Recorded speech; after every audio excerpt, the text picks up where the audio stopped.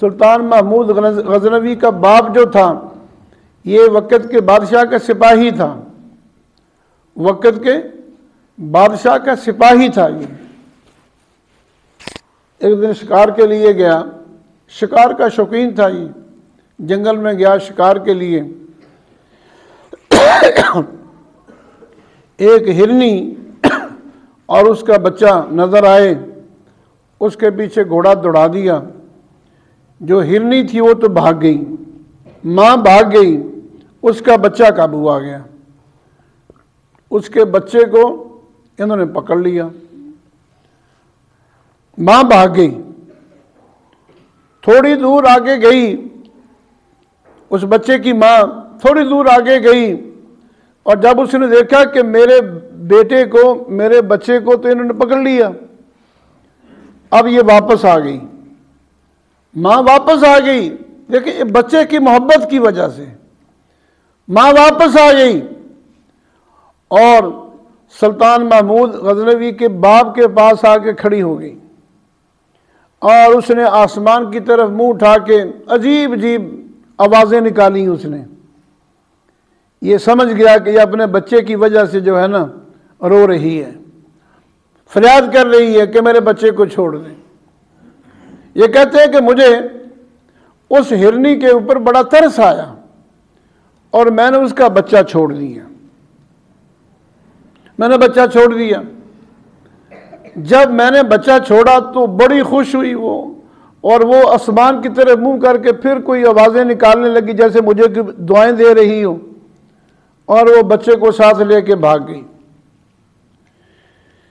یہ سلطان محمود غزنوی کا باپ کہتا ہے کہ مجھے رات کو نبی کریم صلی اللہ علیہ وسلم کی خواب میں زیارت ہوئی، خواب میں حضور کی زیارت ہوئی۔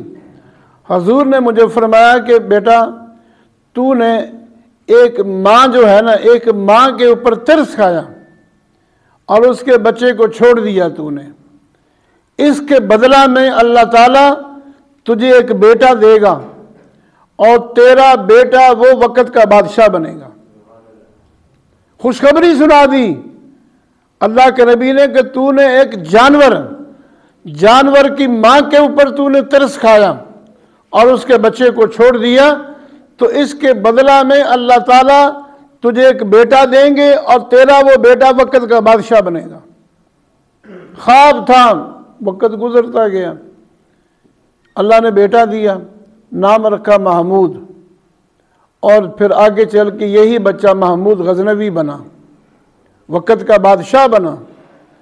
اللہ نے اس کو، محمود غزنوی کے باپ کو اللہ نے بیٹا بھی دیا اور پھر وقت کا بادشاہ بھی بنایا اس کو، وقت کے بادشاہ کا باپ اس کو بنایا اللہ نے، وقت کے بادشاہ کا باپ بنا۔ یہ تو ایک جانور کے، ایک ماں کے اوپر ترس کھایا تھا، جانور تھا وہ، اور جانور کے اوپر ترس کھایا۔